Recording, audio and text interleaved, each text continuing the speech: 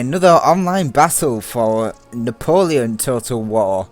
So another Napoleon Total War battle this time. I really enjoy commentating on these and just generally playing them. They are a really refreshing strategy type-wise Total War.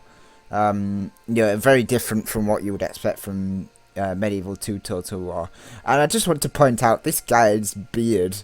Just that his big bushy black beard.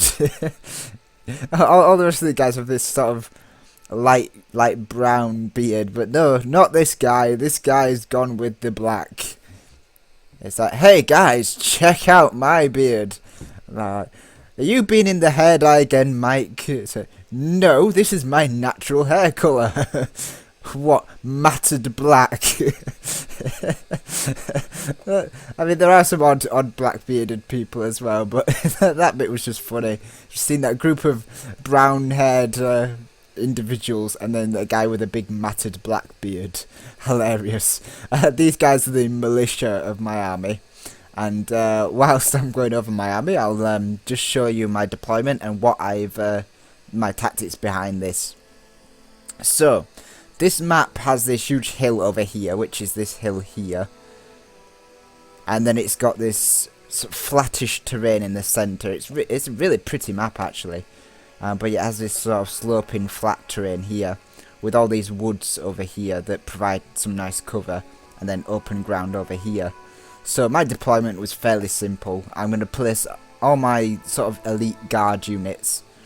My elite Jaeger regiment is here somewhere. I've got some elite light cavalry, the Pavlograd Hussars. I've got some more militia attacked as a meat screen. And then I've got my 17th Jaeger regiment, which is about the best Jaeger regiment the Russians can get. Which isn't great, to say the least, because these guys are about as good as standard light infantry for other factions. But, you know, the Russians are not ones for shooting, and these guys will do the job just perfectly fine. And then I've just got a front line of... Speed it up. I've just got the front line of sort of musketeers, the Moscow musketeers on this flank to help support the morale. Some more militia, and then just some Russian Jaegers, which are basically garbage. I've got a nice mix of sort of cheap militia cavalry with some really heavy cavalry. These Chevalier Grand, the Grande, I think that's the Grand Cavalry, or sort of superior cavalry. These guys are heavily armoured, so these guys are going to be quite tough to take down. So yeah, whilst I'm moving my forces up, as I say, I'm going to take the hill position here and just create a supporting line. That was the strategy anyway behind my deployment. But whilst I'm setting up, I just want to go over a few things with regards to my real life. I mean, we all have real lives, right? Right? Yeah, so mine involves moving house. I am just finalising the paperwork on a property that I am buying, and I'm going to be moving out hopefully before November, so maybe October time, sometime in October, possibly the end. So that's all a bit exciting, a bit new and a bit crazy, and it's also going to take up a lot of time and money and such, so that's going to sort of slow my recordings down a little bit. I mean, I'll still be able to record, but certainly the moving part is going to be, yeah, I'm not going to have internet for a while, so it's all going to be a bit hectic. So again, I do apologise if I'm not online or I'm not, you know, I don't have many recordings up. That's just what happens when you move house. That, and also I seem to have filled up my hard drive as well on my laptop, and I was recording stuff the other day and my recordings just kept cutting out, and I was like, what, why are they cutting out? And it turns out it just literally has no more space to create my recorded files. So That's a bit of a problem, which is going to mean that I'm going to have to clean up my hard drive and maybe delete some of my old videos, and it's going to cause problems in terms of that, in terms of how much I can upload. It's also going to mean that I need to buy a new computer. When I do move, I do want a proper desktop computer that will hopefully be able to play games like this a bit better, because it's still really stuttery when I play, and when I record it becomes a bit of a problem. But I mean, it's okay for me, but I'd like to upgrade at some point. So yeah, I want to upgrade my computer. So, but from now until I actually do get the funds to do that, I'm going to be stuck with limited recordings. So my uploads are going to be less as a result of that as well. Anyway, back to the battle of beards and moustaches. I forgot to mention as well about the good old beard. The militia have beards and moustaches, and then every other infantry unit just has moustaches. So I find it funny that the militia were allowed to have beards and moustaches, but the elite infantry were only allowed to have moustaches. Nice and neat moustache, sort of the pencil tip moustaches. So I forgot to mention as well, my opponent is Bull Warrior, or basically Bulgarian Warrior, a friend of mine on Steam, and a really great Napoleon Total War player. He's going to be in command of the Austrians, and he's already peppering me to death with some of his Grenzers over on this side as well. He's pushed up this way to sort of stop me from taking the hill. He's not quite managed it, but he's got in a good position to block me. So I need to push the advantage, and I'm going to do that with my militia. They're going to absorb the fire from all of these units. The brave militiamen of Russia. And what that will do is that will allow me to fire over their heads, or into their backs, whichever, and get some early shots off against these Grenzers whilst they're distracted with my militia. So a great use of militia there, I feel, and your Bulgarian warrior was also impressed with that move. So heck, you hear it from an elite player like that, you know it's a good move. But the 17th Jaeger Regiment now have a slight advantage over the Grenzers, because honestly, the Grenzers are superior skirmishers to these Jaegers. Russia really do not benefit from skirmishers. I've tried to give them the best advantage here with the woods, with using my militia to absorb the first blows and getting the first shots off against them, but it's still fairly even, and we're going to be exchanging in a bit of a bad situation there. Same attempt here. I'll try rush some militia up to try and absorb some fire and try and get my Jaegers into range to take some pot shots. And it's okay to some extent, but again, there's two Grenzers here against my one Jaeger. Not a good move. And here I get these Jaegers completely isolated, and they're going to get run down by Hungarian Hussars. Fortunately, I've got line infantry behind my Jaegers. They're going to take some shots and really dish out some pain to these Hungarian Hussars. And then even chase them down with some of my militia cavalry, the Cossacks, who are going to in turn take a huge volley to the face and die horribly. Which reminds me, these guys also have beards, so the Russians and their beards. And it's probably one of the reasons why I love playing as Russia. They just look so fun. They are just such a fun faction, and they look really nice.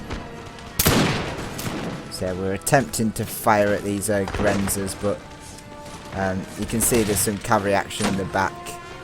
Some more charges coming off by these Hungarian Hussars into these Jaegers.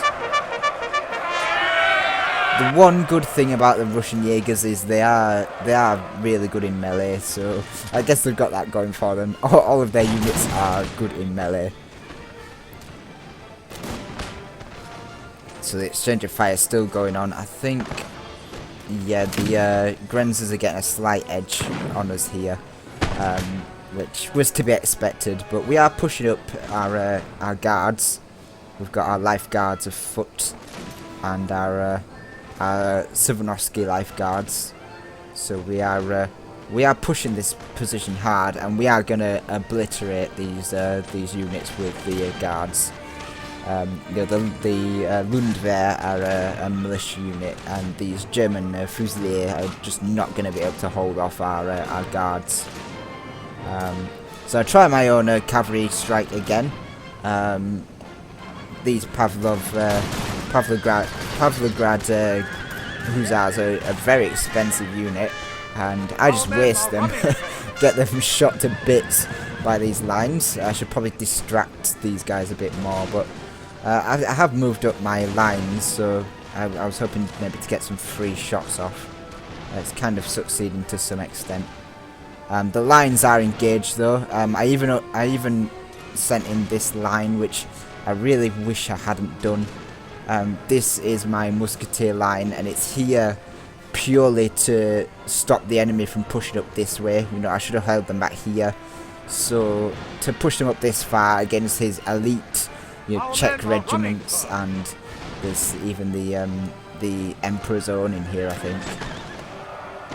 Yeah, the Emperor's Own, your great shooting unit. Yeah, it was really a terrible idea. I really wish I hadn't done it. But this side looks promising. I managed to get my, I think this is my Chevalier Grande.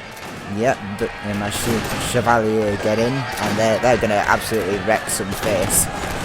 Some Grenzers get absolutely pummeled. This Hungarian Fusilier got a charge, and I'm just going to roll down this line and try and distract as much of these units as possible. Tie as much units up so that my own can fire. Looks like Bulgarian Warrior is doing exactly the same with his cavalry. I think he gets quite. Oh no, this unit's going to go into square before the Archduke Charles, Archduke Ferdinand Cuirassiers get in. But we managed to rout these Grenzers, and he's going to charge his cavalry into our elite cavalry. But they've already got 2 chevrons and have absolutely wrecked not only the light infantry, but they've also weakened this Hungarian Fusilier down to half, and distracted this unit of Hungarian Fusilier. So, our cavalry's doing quite well in the centre, and on the flanks we've pushed up, and we are routing these Lundwehr, and we're soon going to be wailing on these German Fusilier, who are going to really suffer against our life guards. There is no mercy when the life guards are in town.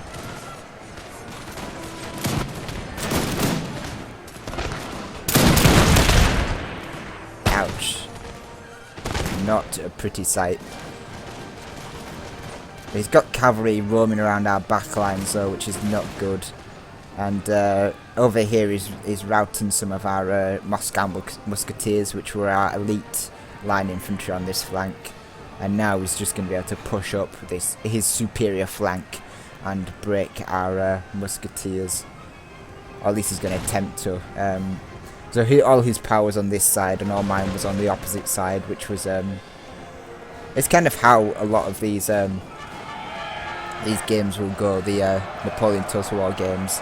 It's all about sort of refusing flanks and really dealing out the most firepower on one flank as possible. As you can see here, we've broken this flank, so we're able to flank here.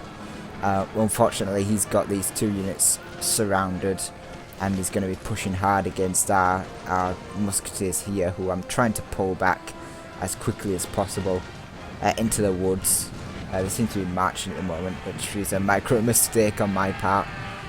These first Hussars are going to come in, and do a massive charge. poor musketeers are gonna die.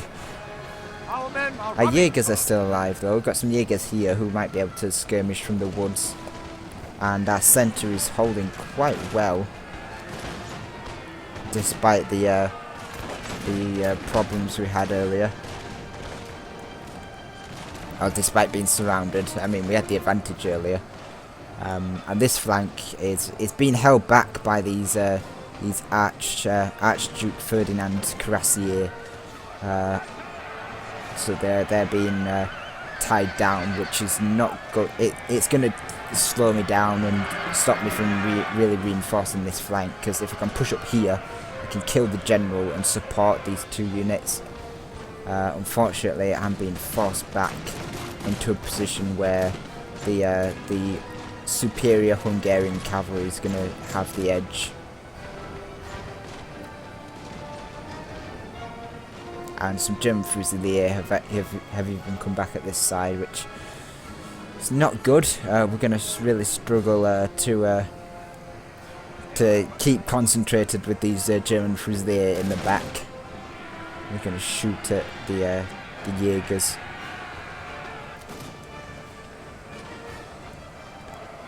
But we've got our Suwałki Life Guard into these Hungarian Fusiliers.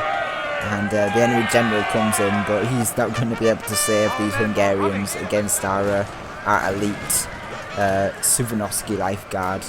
These guys are brutal in melee, really large men with even taller hats.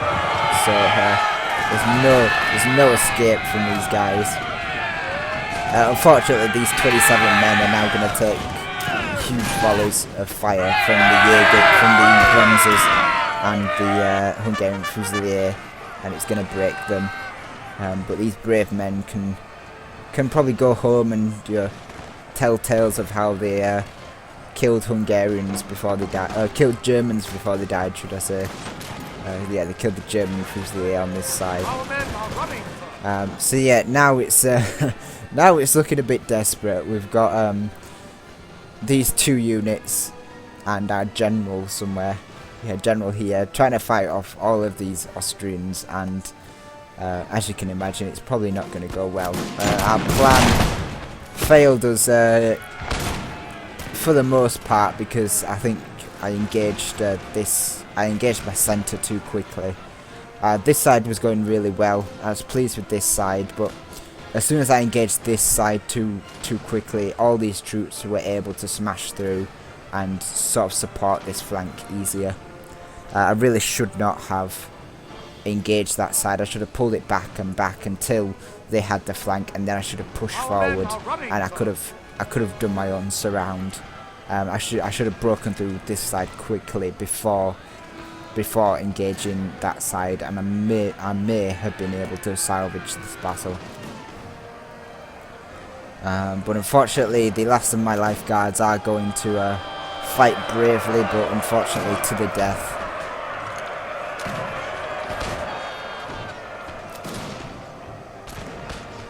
And I believe my general is the last unit left. Count von Benningen is going to get charged by 1st Hussars and probably killed. There he is. He's the one with a white thing on his hat, I think. Oh no, he's the one with the other hat, the sash. He may actually be able to escape to fight another day. Is he going to do that? Is he going to get charged? Apparently he's just going to sit here.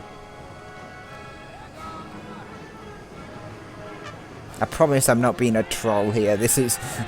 I have no idea what he was doing, but I think he's eventually going to get charged by these 1st Hussars and probably executed. Our men are running, sir. Yeah, it finally breaks. So bravery only lasts you so far. So yeah, as I say, I really like this map. It's a really great map, and this battle itself was a really great one. Really great. Always great playing with Bulgarian Warrior. He was the player that showed me how to play Napoleon to its best effect, and I hope I hope I made him proud with with this game. So yeah, it was I say, the Austrians and the Russians are quite unique factions. They don't play like a lot of the other ones. They're very aggressive, very aggressive. The Russians have the best charge out of a lot of the line infantry in the game, and the Austrians have the best melee. So the Austrians kind of counter the Russians in that you can get the Russians in, but the Austrians will be able to fight them back in melee, except for the guard units, which will just wreck face. But yeah, the Austrians do have a lot of potential against the Russians, but both play very aggressively in melee. So those are the statistics. I killed 856 men, and I lost 1,473. And Bulgarian warrior killed 1,383 men and killed 976. So not necessarily close, but good all the same. Really enjoyed it. In terms of which units did the best, these are Chevalier Grande, 107 kills. That's very impressive by that unit. I am really impressed with them. I really do like them with the Russians. Jaeger Regiment 58. I wish they would have done more, because I really did put my effort into making them get all the advantages they could in this battle. My Cossack cavalry are not doing too great, but they are militia cavalry. They're there just to mess things up, just to distract. My lifeguards, 192 on this unit of lifeguards. So the lifeguards are Russia's bread. They are the best of Russia. Really powerful unit and really strong. Then these units of lifeguards, 74. Moscow Musketeers, unfortunately they won the flank against the Emperor's Own and got smashed. Musketeer here was 74, that's not bad. Another Musketeer with 10. The Musketeers are quite crap for Russia. They are a very weak, very basic unit, and they really don't have the shooting skill to really outperform other units. 43 for this one, 32. My militia are just there to absorb fire, and they did that really well. I'm pleased with the militia.